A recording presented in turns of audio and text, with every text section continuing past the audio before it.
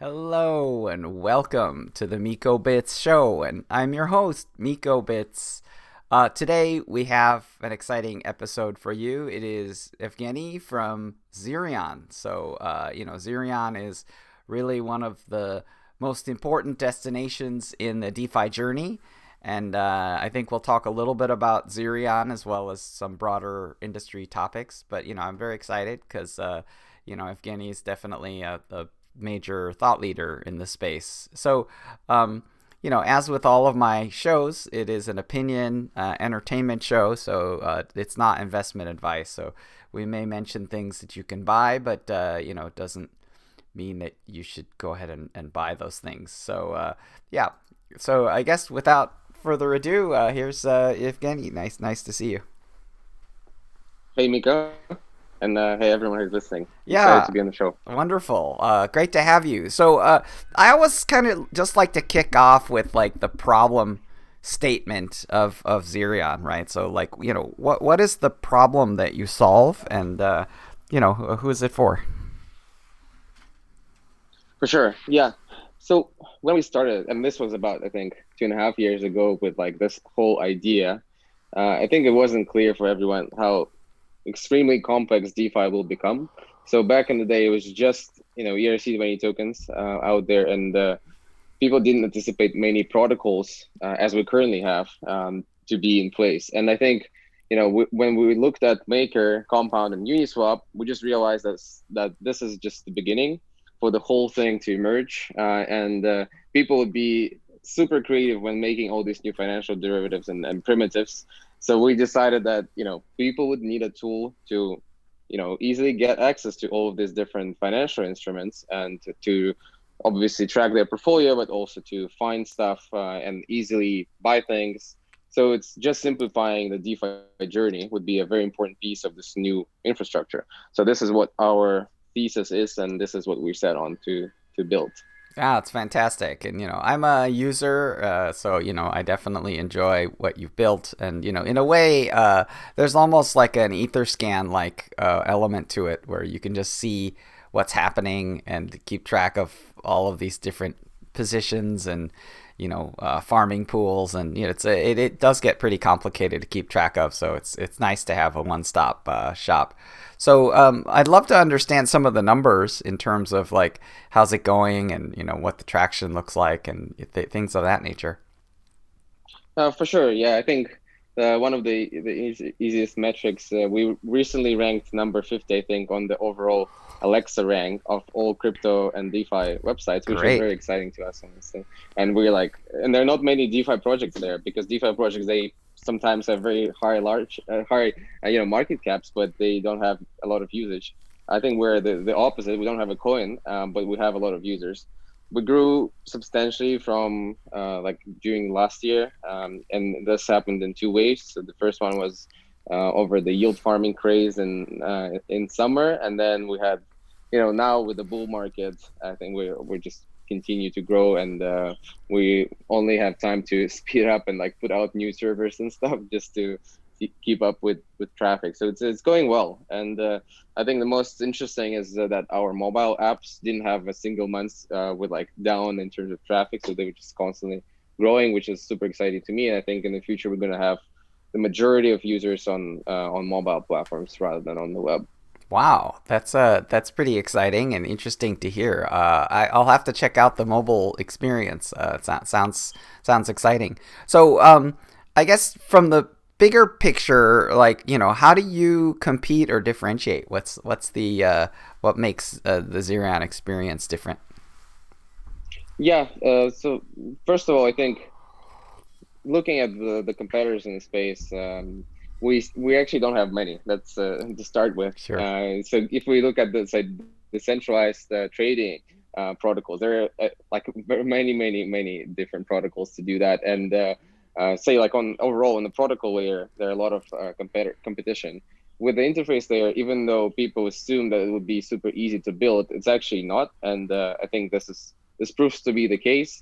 And I think overall the killer feature of Zerion is just being able to collect all this different information from a lot of sources, and assemble that all together in a single representation. So we not only know about your balances across different protocols, we also look at, say your Uniswap assets. We detect them right away as soon as they hit like a certain threshold in liquidity. Same happens with Sushi. We soon will be supporting more chains. So effectively, that is like our knowledge of the DeFi and the blockchain space overall is what makes Zerion unique, I think.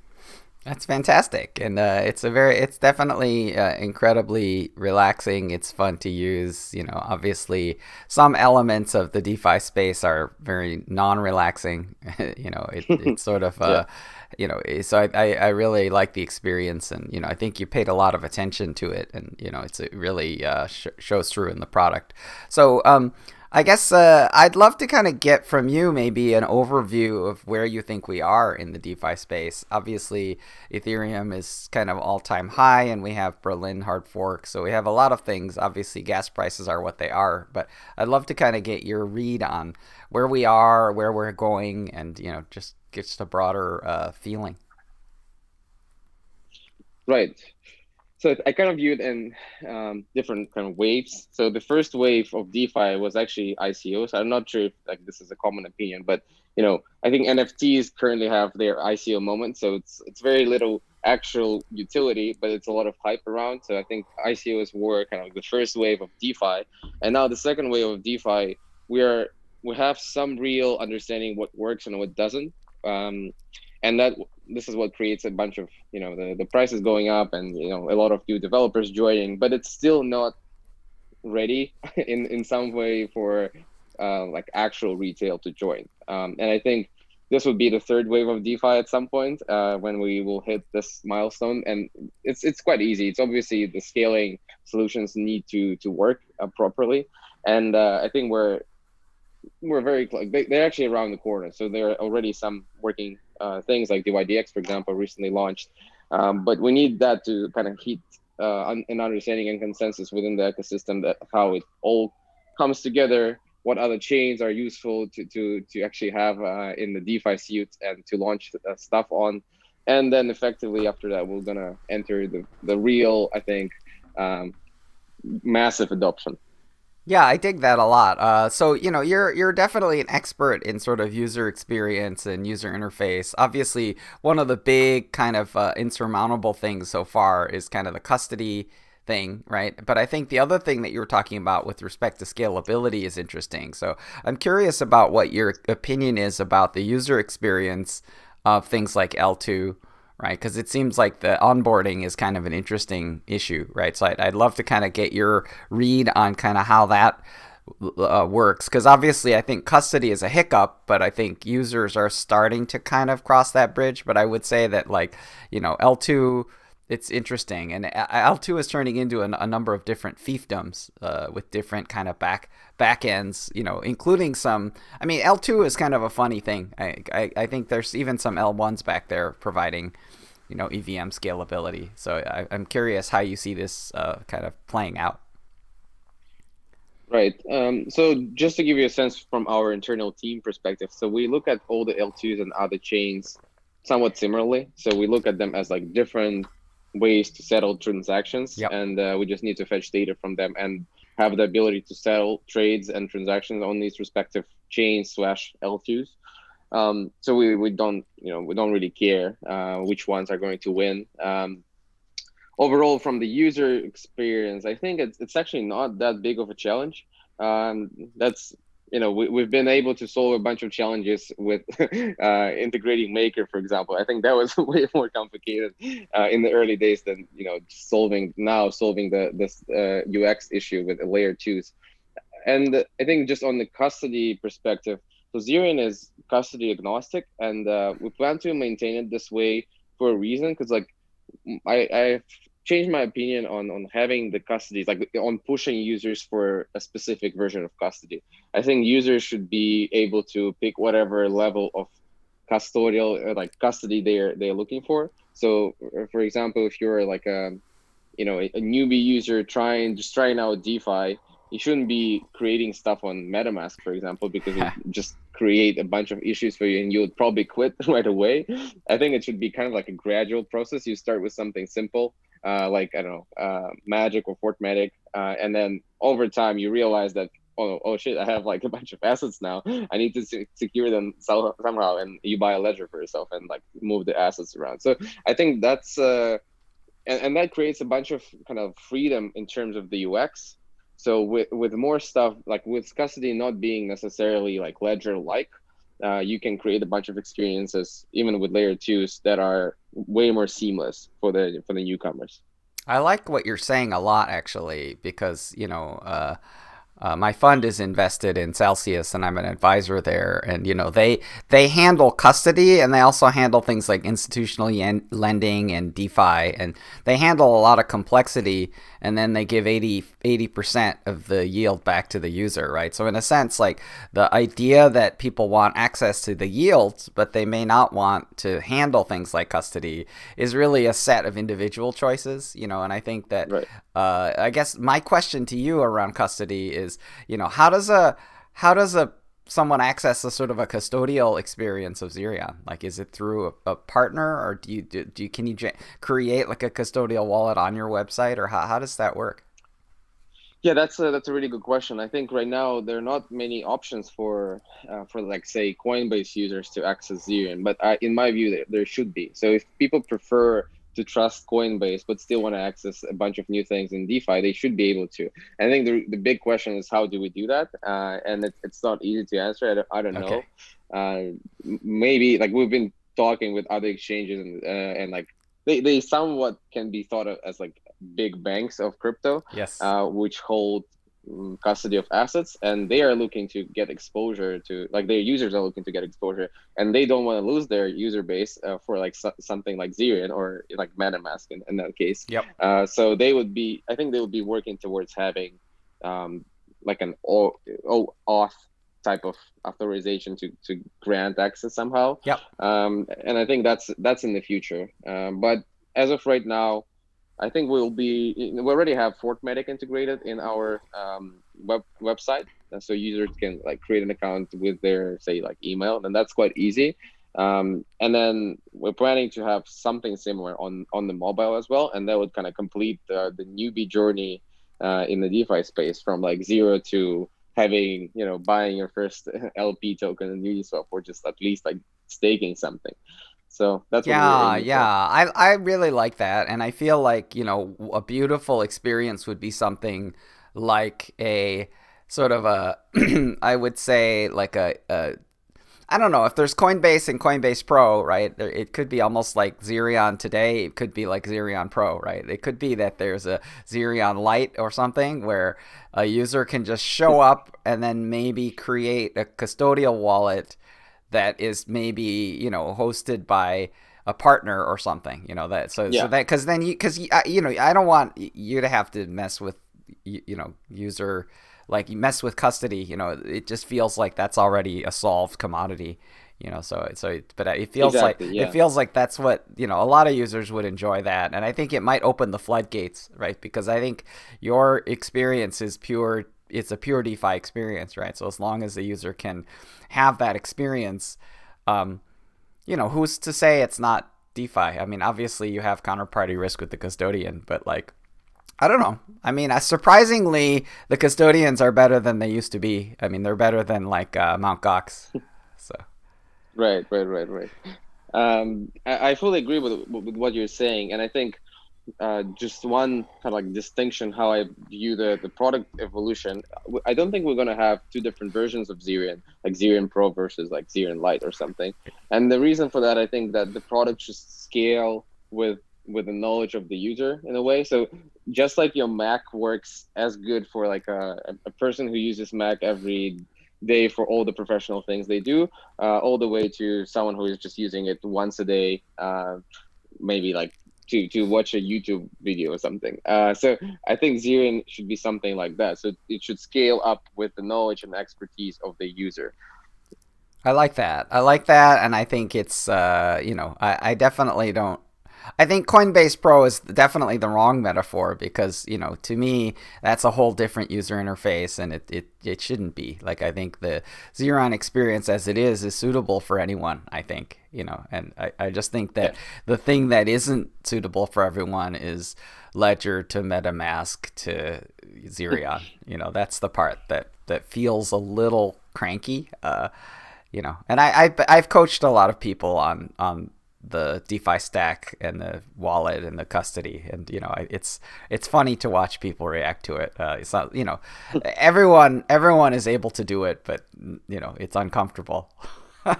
Yeah, I mean, new things are always uncomfortable. But actually, I would say that MetaMask experience overall, the UX of it is a good.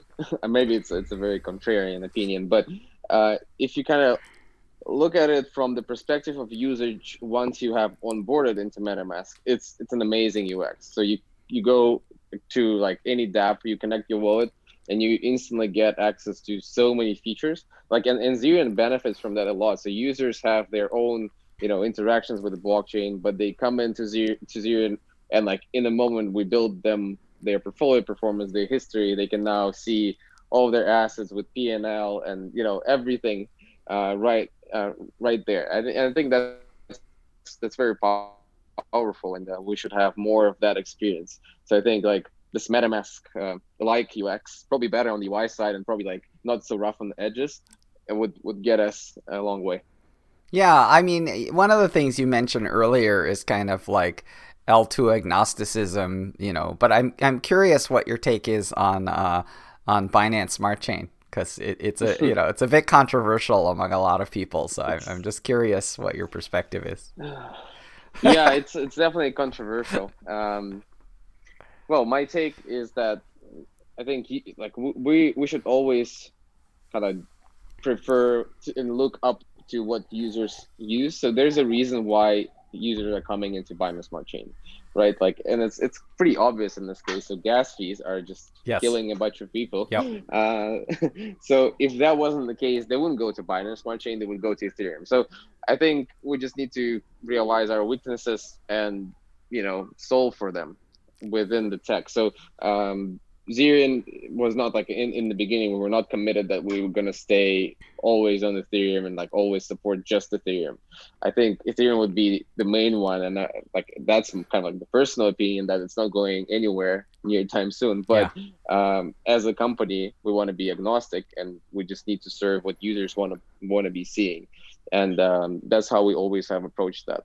Yeah, I mean, it makes sense. The reason it came to mind is obviously within MetaMask, you can kind of like switch gears and do BSC things. I've yet Yeah. to actually go into that ecosystem at all, but like I think that it's sort of a logical jumping off point, especially since they have compatibility in a lot of areas. So it's easy to kind of Yeah. build tool chain. So yeah, that's exciting. So tell me a bit about kind of your own personal sort of superpower. Like what do you do different personally than other people? Like You mean just like overall yeah, in daily life? yeah. I mean, in terms of like the Zerion context, right? But obviously, any kind of way that you find yourself being a little different, and maybe a unique Right. character.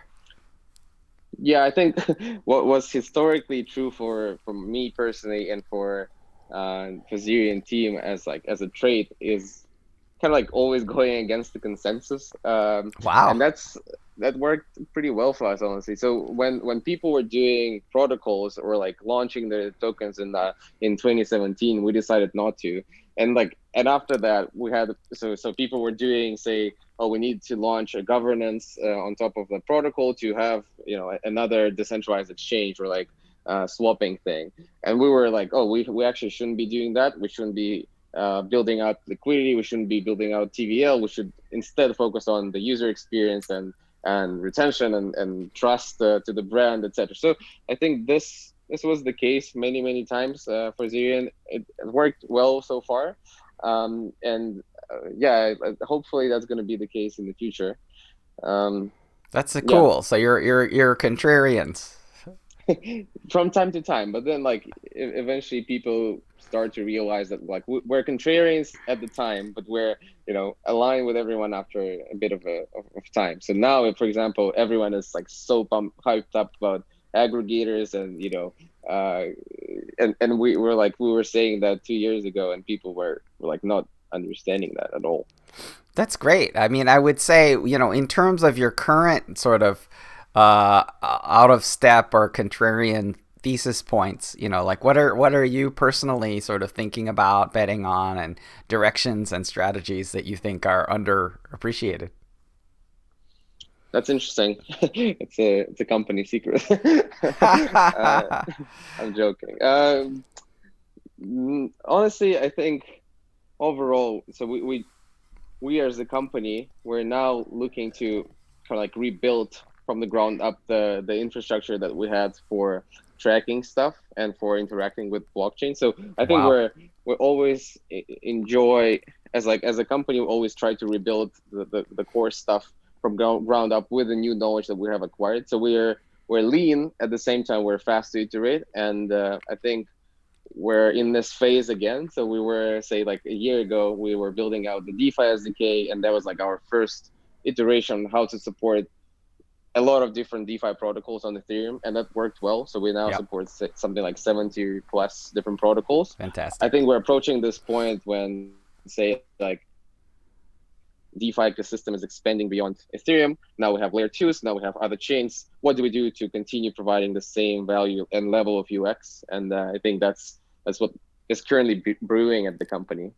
Um, yeah, Yeah, that makes a lot of sense. So it's great that you're kind of thinking about sort of the version 2 and rebuilding the core. It's always amazing to understand.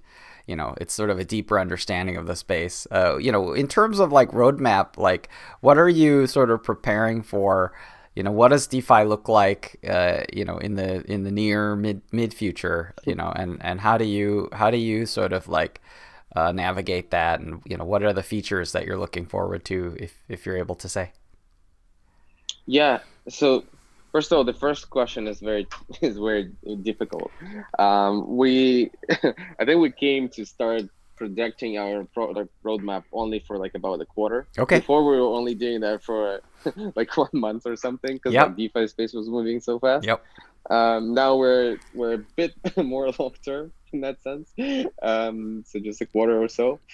But overall, I think we're excited about features, definitely on the tracking side. So continuing to provide portfolio tracking experience. So this is like the core why people come back and to Zerion and like check their Yep. Zerion portfolio every day. Second is improving on the trading experience. So that is like adding more liquidity sources. So we now support quite a few already, but there are more to come. So for example, market makers will now be trading directly. Like we're adding an ability for users to get quotes directly from market makers, which would sometimes significantly increase the slippage. Like actually not increase the slippage, reduce the slippage and Yes. increase the amount of tokens you get back, and stuff like that. So essentially, I think that the process that kicked in here is the merge of CeFi and DeFi liquidity, and DeFi is always is going to, I think, come on the top here, simply because DeFi liquidity is shared versus like closed liquidity in CeFi, and that's why we're excited to have quotes on the level of Binance and Coinbase Pro just within Zerion, and like cheap settling as well. Um, That's big. there are also, yeah, as we were talking before, another big part is the custody aspect. So we want to partner with with players in the space to provide an easy onboarding experience to the Zerion users. I think that's important for the mobile specifically, because we can serve the user who is already in DeFi. We definitely cannot serve someone who is new. So that is something that we're also working on. Um, yeah, I think I'll stop there. Well, No, obviously, I have a bunch of those are super things to add. exciting. It's super exciting. And, obviously everybody in the DeFi space is really thinking about these topics because everyone in the space is really fueled by this dream of mass adoption and fueled by this dream of because I think the thing that is pretty obvious to everyone is this idea of inclusion in this sort of new economic model, right? So obviously, one of the barriers of inclusion is just that it's still reasonably technically complicated. So I think Yeah. you're really helping a lot to build this colony or this sort of island of sanity in this crazy DeFi world. So Yeah. it's very inspiring.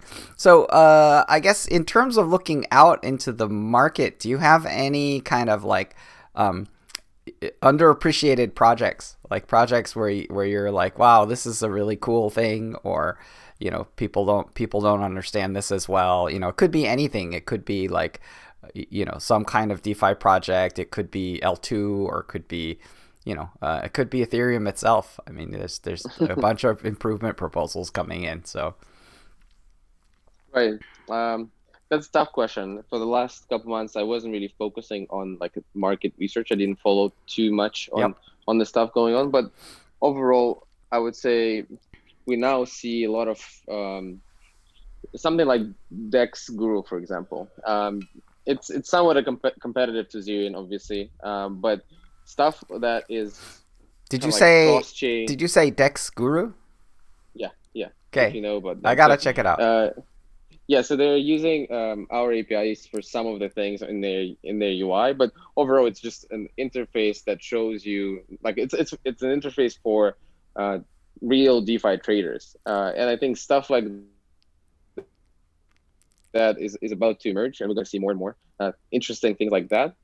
So something like analytics on top, and maybe more in-depth analysis of different protocols. So I'm excited for that.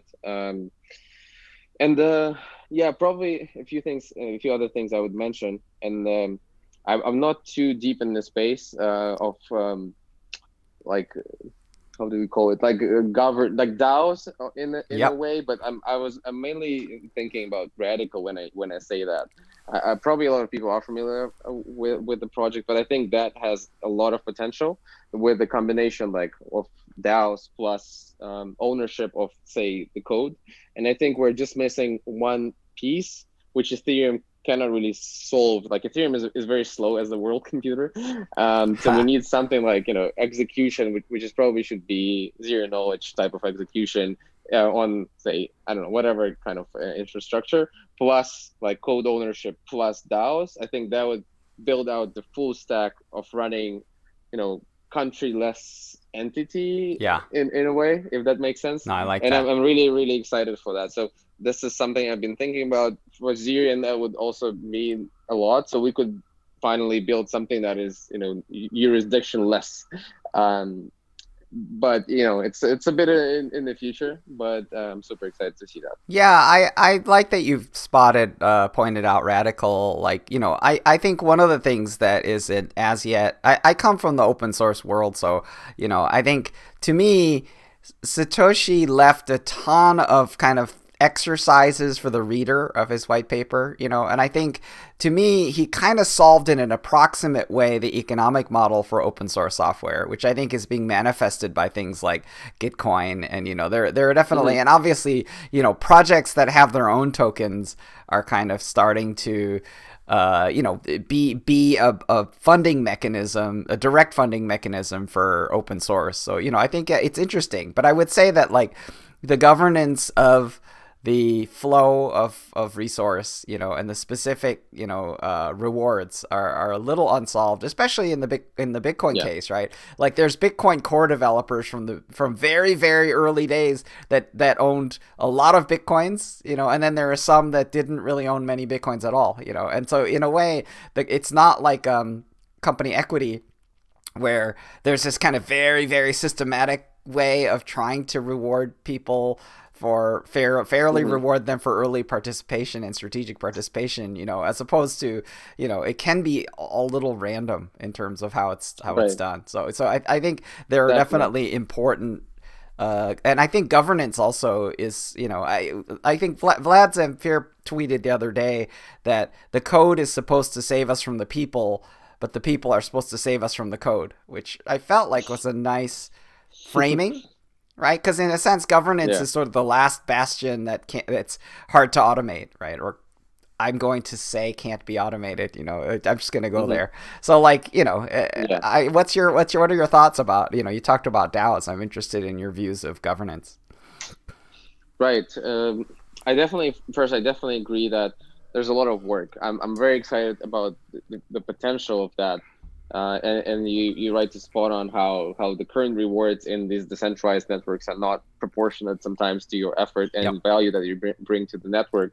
Someone was just, buying drugs with Bitcoin and like had it for some reason, and someone was just a core developer of Bitcoin and never owned one. Yes.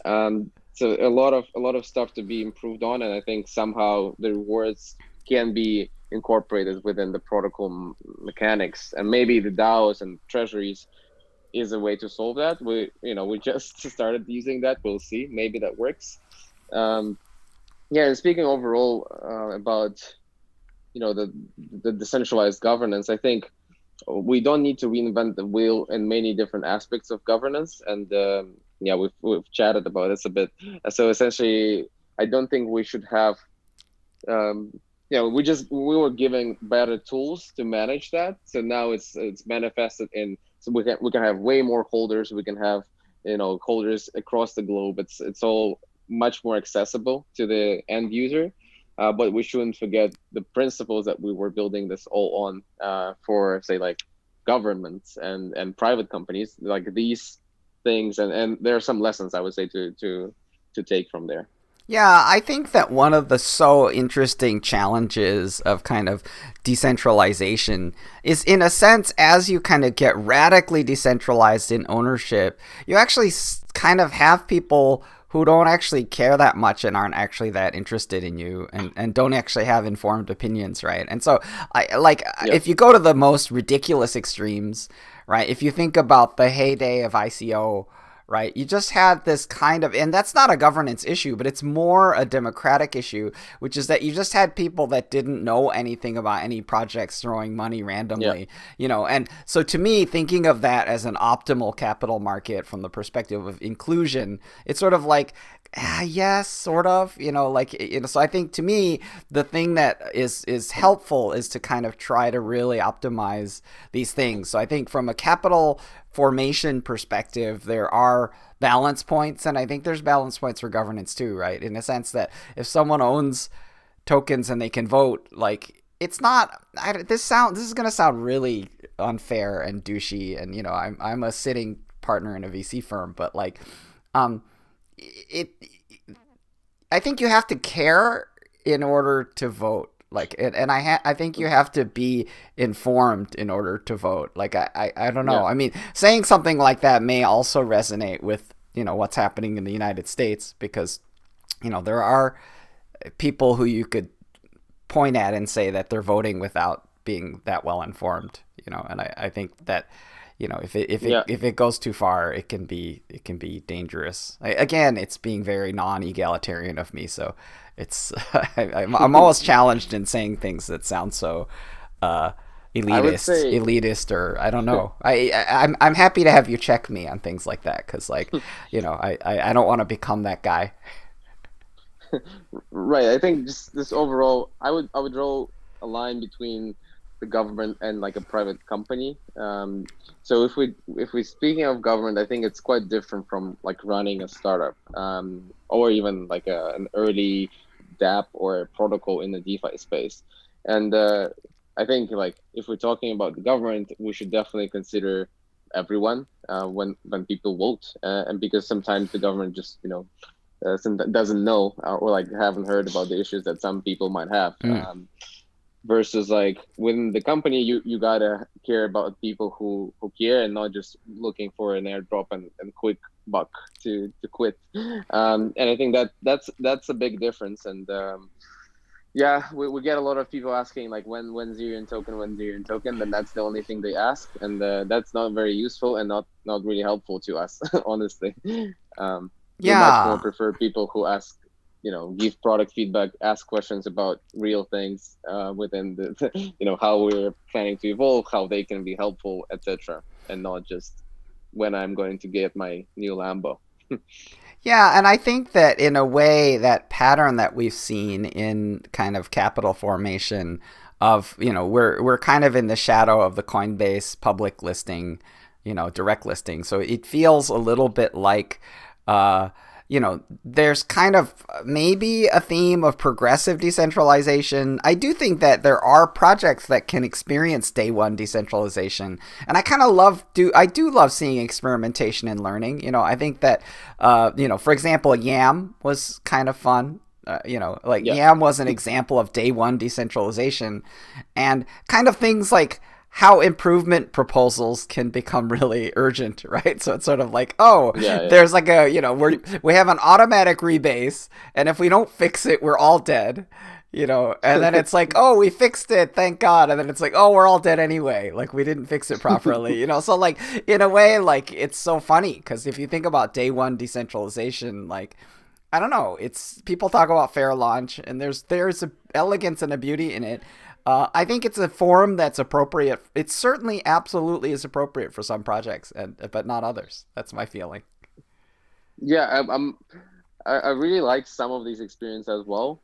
I think sometimes fair launches are not very fair, to be honest. So Yes. like looking at so we're at Zero, and we are very protocol agnostic. So we look at whatever people are buying, and it's clear that there are just a few whales in the space that take all of the tokens from like all the yield farming and stuff. So Yes. in some capacity, fair launch is not really fair. And that it can be different from different projects, but I think that's the kind of like fair. It's is it only like money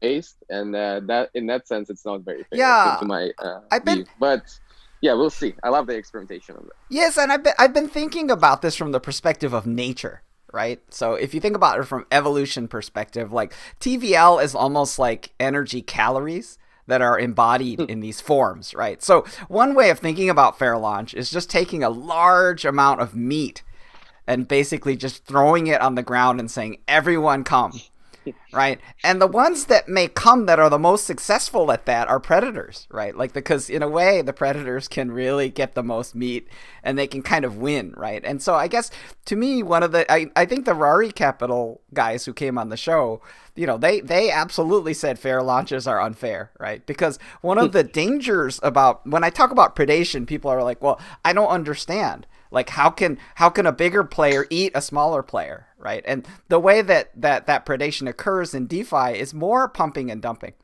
right? Which is that if the project has no treasury, then essentially very large super whales can just arbitrarily make a plaything out of the project. So they can just make the thing Yeah, go up, make it go down, make it go up, make it go down. And they can just, and in a way, by doing that arbitrarily, they can kind of capture the wave energy that they're creating, and really kind of just totally destroy the community, right? The community can just be like, yeah. we're not controlling this, like and the project is like, we're not controlling this, and eventually everyone gives up, right? Eventually everyone gets very tired because they're just like, I'm losing money at every turn, and the only one winning is the rapacious pump and dump group. So I would say that, like, you are right. Like, in many cases, fair launches can absolutely be extremely unfair. So I think it's Yeah. it's in a way it's what I call laissez-faire, which is it's a it's laissez unfair. It's sort of just wild predation. That's sort of Mm.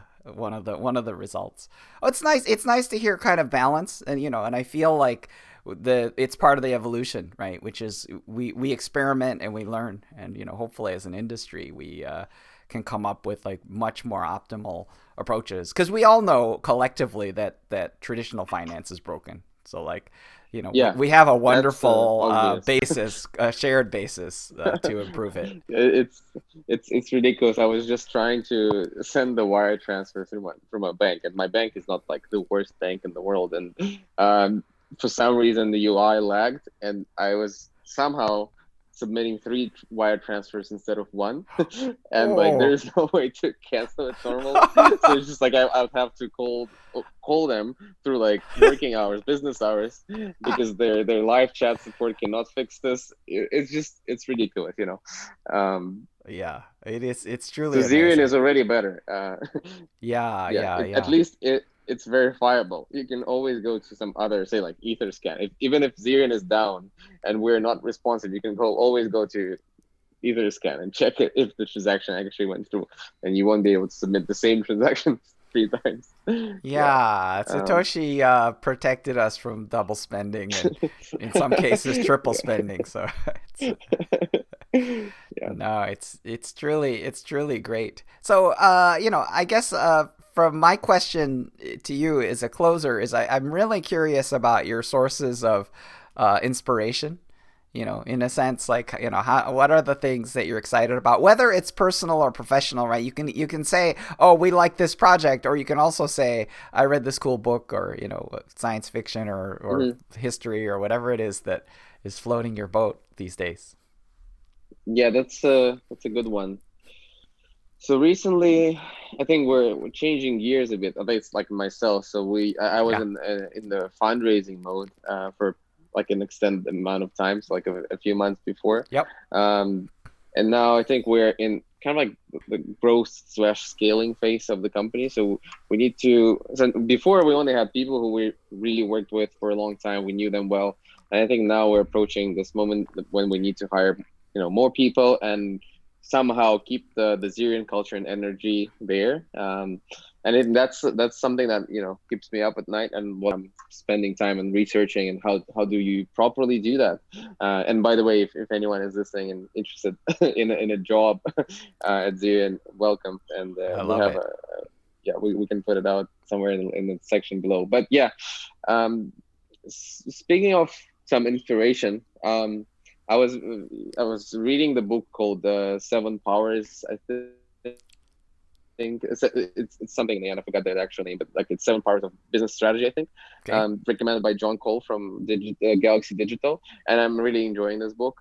I'm almost done with this, but it's a very structural approach to strategy, and there are a lot of things that you kind of intuitively understand, but whenever people put it into actual words, that is helpful. Yeah, so I'm very that's excited. Have you yeah. read Ben Horowitz's book on company cultures?